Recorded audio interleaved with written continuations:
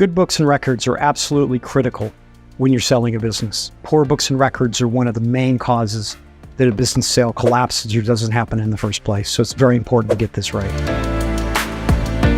This is part of a series of videos we're doing to help business owners that are new to the business sale process understand basic principles. In this scenario, we're going to cover good books and records and how important they are. It's kind of obvious when you think about it why it would be important, because the buyer is going to come along and they want to see into your business. As always, we emphasize that they're seeing with their heart and their head. And the heart part, we talk in other videos about a really good cultural fit, making sure they're the right person for the business, that they love the business and taking care of the staff and all those kind of human things, if you will. And then we have the head stuff that, as always, we have to worry about the pounds and the pence and make sure that we get that right. And this is in that zone. And the good books and records actually show us the real performance of the business. In the end, whatever offer they give you there's going to be a lot of math in it. They may have to get debt. The banks are going to look at it.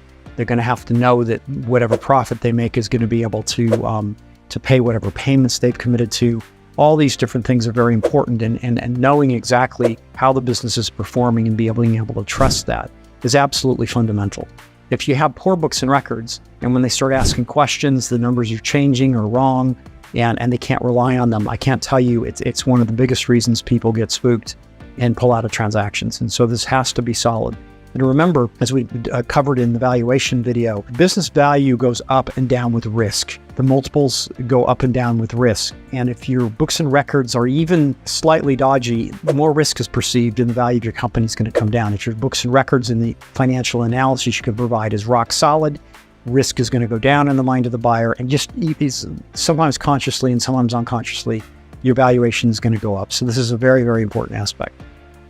So what do we mean by good books and records? Well, first of all, it starts off with making sure the basics, the company's house filings are in on time and they're correct. So this is normally done by your accountant, and it's important if you're in a business sale that these are kept up to date. So if your accounts were due 6 months ago and we start a sale process, we strongly encourage you to get your accountant to finish the filing so that the filed accounts are in. We can use the reports that are done by the accountant on an annual basis. The reason that's important is that your management accounts are fine, but the accountant does lots of things to clean them up, particularly the balance sheets. And those are kind of things we can rely on in their totality. So it's important that those are in and that they're accurate. Beyond that, we need management accounts. You need the ability to pull monthly financials out from your accounting system or generate in some other way. Normally it's the accounting system. So we can see how the business is tracking. This is very important. A business sale, generally, if you find a good buyer, a business sale can take up to 12 months. Even if you find a buyer, we go to heads of terms and run through the process, it's probably going to be 5 or 6 months. That's the reality. Everybody says it's shorter.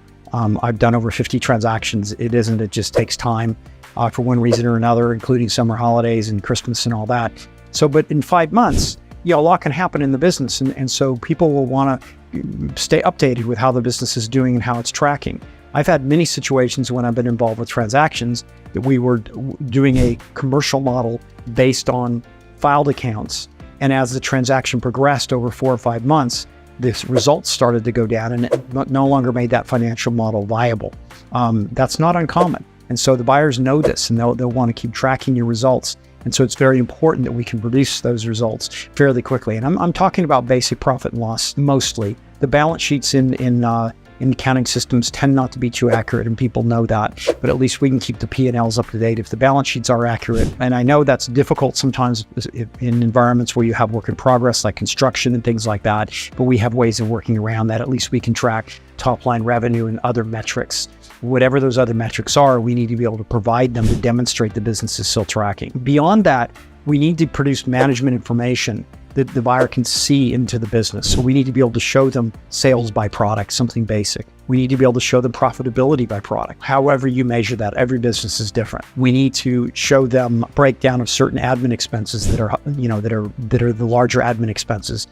We need to be able to show them payroll, who's on payroll, how much is being spent on property and things like that. So we need to be able to pull those and have good explanations about what they are so they can see financially into the business. Beyond the financials that you produce as M&A advisors, we're going to do something called a recast. What the recast is going to do is take your profitability, generally your operating profit, and then we're going to calculate a number called EBITDA, earnings before income taxes and depreciation and amortization and interest.